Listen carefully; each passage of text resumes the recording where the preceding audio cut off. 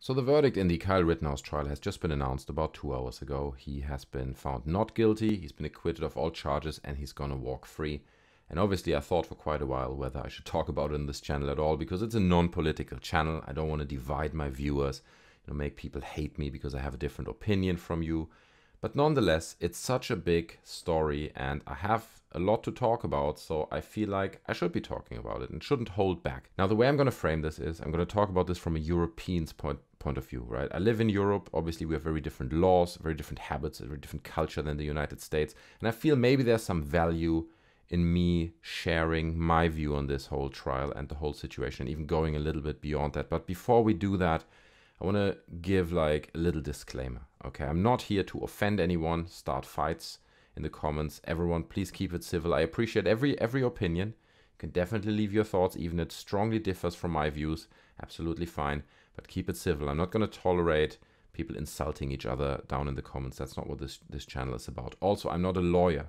I don't work in law. And obviously, I have a limited understanding of American law. I did follow the trial, but my knowledge about US law is limited. So feel free to correct me in certain things and add stuff down in the comments as well if I'm having a wrong take, like just objectively wrong, legally wrong take. Also, I just want to make this super clear. I condemn every form of rioting, okay? Rioting is not acceptable. People who riot need to be removed by the police with all means necessary. And that takes me to the next point. I support the police in these actions.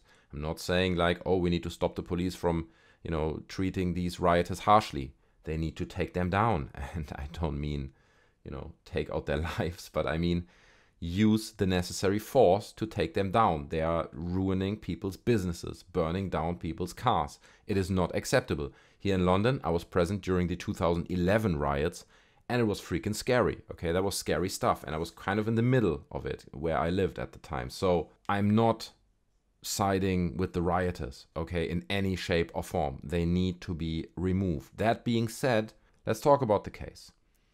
I understand that following US law and the very unique circumstances with the Kyle Rittenhouse case, it is understandable that he was acquitted of all charges, that this was deemed to be self-defense. I'm acknowledging that, that makes sense to an extent to me. And to be fair, I don't know if I would have been in that situation, whether I would have not done the same. It must have been very scary. He's a young boy, he was 17 at the time, so it's really scary. So I'm not saying, oh, I would have acted differently and I would have waited longer before I pull that trigger. I don't know.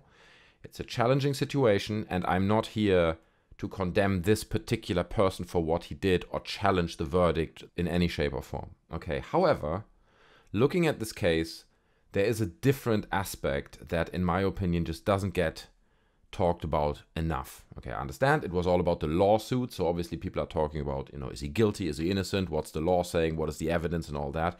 But in the bigger picture, what I see here is a 17-year-old child who thought it would be appropriate to drive across states from Illinois to Wisconsin, arm himself with an AR-15 in order to protect a city that he really has no business in. And what I mean by that is he didn't own any of the businesses there. He has no reason to really protect that city, except that he feels like obliged to it, right? He feels the responsibility to an extent. That's what he claims. I understand why he felt this way. There were 2 days of riots before this, preceding him going there, and nobody apparently did anything. So it's a sense of helplessness, right? You're like, we need to do something. We got to help these people. At some point, I totally understand the urge to take matters in your own hand and do something about it, okay? No matter what side you're on. And in that regard, I saw this quote from Trevor Noah, which I feel eerily appropriate, which I want to share with you guys. And he said, nobody drives into a city with guns because they love someone else's business that much. That's just some BS. No one has ever thought, oh, it's my solemn duty to pick up a rifle and protect that TJ Maxx. They do it because they're hoping to shoot someone. Now, I don't know if I agree with the last sentiment there, that he went there because he wanted to shoot someone. I think that's going a bit too far. But I do believe that there is something, there's an aspect of empowerment, okay? There's an aspect of finally getting that rifle out to do something with it beyond going to a shooting range. To dress up, look a certain way, act a certain way with a rifle, get the sensation of power, get the feeling of empowerment that a moment, a situation like that with that firearm gives you. And while I don't doubt that to an extent these people did feel a sense of responsibility, I feel there are a lot of aspects coming together why these people, and it's not just, I'm not talking about just Rittenhouse at this point, all these people came out and did what they did on the streets. And while that is understandable, right, I can relate to that, that doesn't make it right. Okay, it doesn't make it a right thing. In a nutshell, he is doing the job of the police. That was his ambition. Okay, he felt the police is not doing enough, so it's time to go there now, take matters in my own hand. And again, he wasn't the only one. Several people did the same thing, and that is highly problematic. Now, let me be super clear about this. If you own a business where riots are happening, again, the 2011 London riots, it literally happened out of my front door. Okay. Loads of these businesses stepped out, like the business owners, gathered their friends, they stepped out in front of their business, and they were standing there all night with baseball bats. And they were protecting their businesses. There's nothing wrong with that, okay? You want to protect your business. You have the right to protect your business. But when people who seemingly have nothing to do with those businesses that are being looted and set on fire, which again, I'm fully condemning, when people feel now we need to form vigilante militias that now patrol the streets and protect these random businesses, do the job of the military or the police, then that is highly, highly problematic. And I feel the whole debate about the Rittenhouse case should have been much more focused around that. Because I'm worried that this verdict, in a way, gives an open invitation to other armed vigilante militia groups who now feel that it's, a good idea and a justified idea to take law in your own hand. When riots happen, when immigrants come into your city, or maybe when you see a group of Muslims walking down the street, or when any other thing happens that you feel is a threat, right? This is a dangerous situation. Now, I'm going to do what these guys did, right? I'm going to go out with my rifle and I'm going to protect my street, or maybe the streets in the village next to mine, or something like this, right? It's nearly like, this verdict is like a justification for that. And it kind of says, it's fine, it's okay. You go out and protect your streets from things that you identify as a threat. And there already were vigilante groups, armed vigilante groups. I'm not saying Rittenhouse was really part of that. I think he kind of did his own thing. But there were groups patrolling the streets that night, stopping cars, checking who's inside, aiming rifles at people, acting like cops, acting like the military would. And before you say, well, that's not true, that didn't happen, well, let's listen to someone who was actually there that night. I'm just going to get the headphones on. We have this little clip here from an interview's Destiny, and he has a friend of Anthony Huber there in this interview, and he was there that night. And here's what he had to say. Let me see if the volume is all right. The first night I had driven the girlfriend home into a certain neighborhood. I'm not going to name it, but at the entrance of that neighborhood was actually a militia people. There's two of them with their AR-15s or whatever, and they didn't want people to come in until they identified them. I mean, I just drove past. I was like, I'm not gonna stop people with a gun. And then they aimed guns at the car for a split second. I just put them down. I mean, that's obviously anecdotal, but it was definitely people were there everywhere. Sure. With their guns and stuff like that.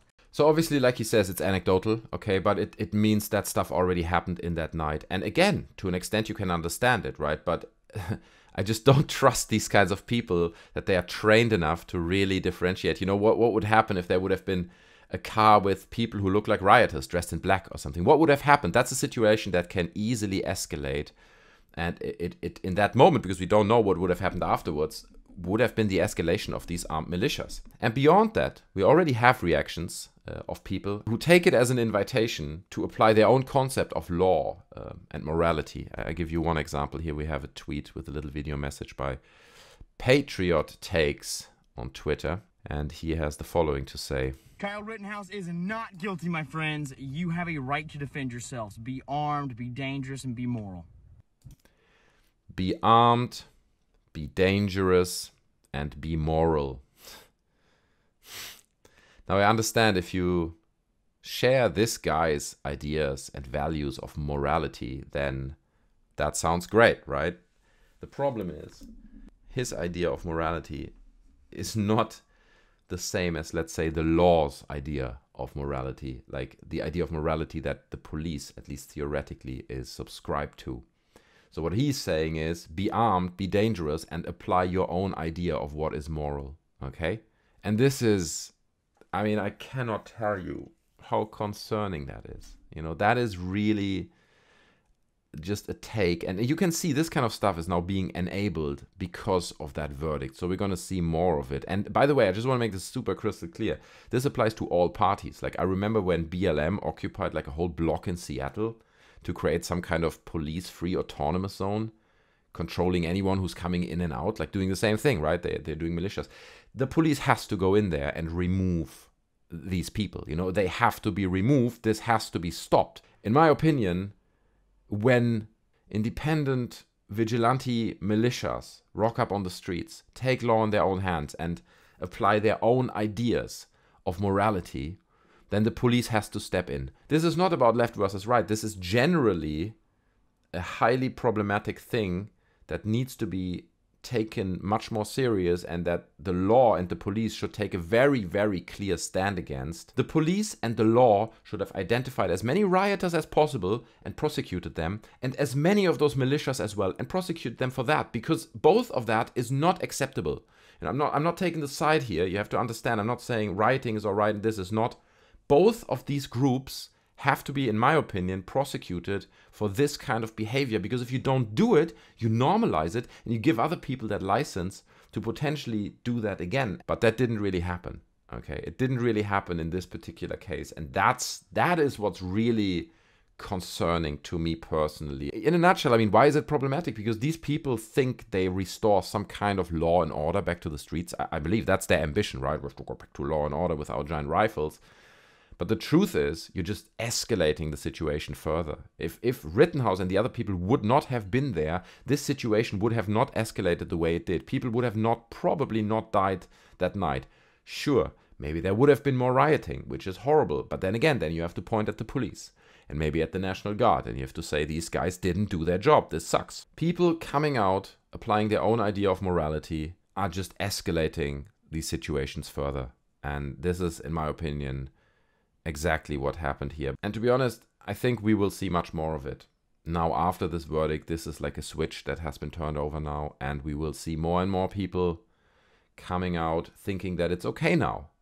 It's okay now. And these situations will keep escalating. Stuff will happen. People will die. And if this would have had more weight in this whole trial, and the judge, for example, and generally the law, the voice of law in this whole thing would have made it crystal clear and said, sure, in this particular circumstance, the guy is innocent. This was self-defense. But in the bigger picture, it is not acceptable to do this and that. Okay, and then they made it very clear, and other people who were there that night, rioters being punished, but also vigilantes and militias are being punished. These people are identified and they get some kind of penalty to make it very, very clear. This is not the way forward. This is not acceptable, but that doesn't happen, right? Nobody took such a clear stand. And we can already see more of this happening, right? Like, for example, this one guy, what was he called? He called himself Maserati Mike, okay? And Maserati Mike turned up in front of the court with his giant rifle because he felt like, well, there are all these BLM protesters here and it's time to restore some law and order. And apparently he couldn't be there, even he was allowed to carry the rifle, which is insane in itself. But there was a school close by, so he needed like a special license. It was a CWW or something like this that would have been required to be allowed to carry the rifle there. So the police took him to the side. They didn't arrest him, but they took him out of the equation and made it clear that he can't be there.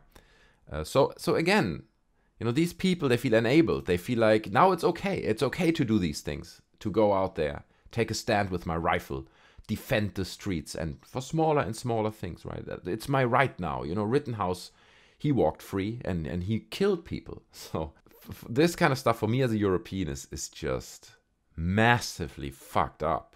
I understand gun laws, America, and you know, it's like, oh, well, you don't understand gun laws. Welcome to the US. Okay, I get it. I get all that. But this is the point of view as a European, and it is, just want to make it really clear, like, this is super, super messed up.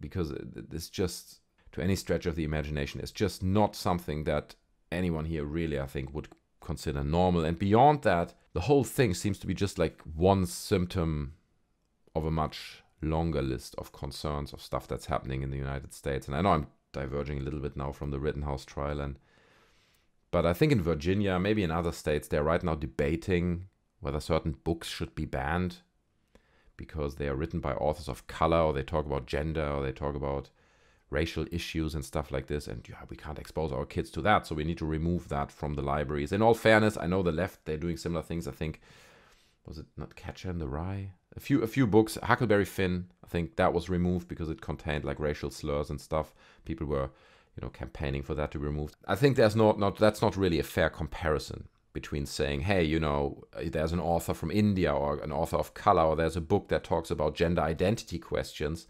To ban that is not the same than banning a book that openly uses the N-word. Okay, there's a big difference there, to me at least. Again, it's my European perspective. These are topics that, in my opinion, should be discussed, or should be at least allowed to be discussed, and removing those highly, highly problematic. We can also see that Republicans are making it increasingly hard to vote for certain demographics in certain areas. We just had an election where we had an attempt for it to be overturned.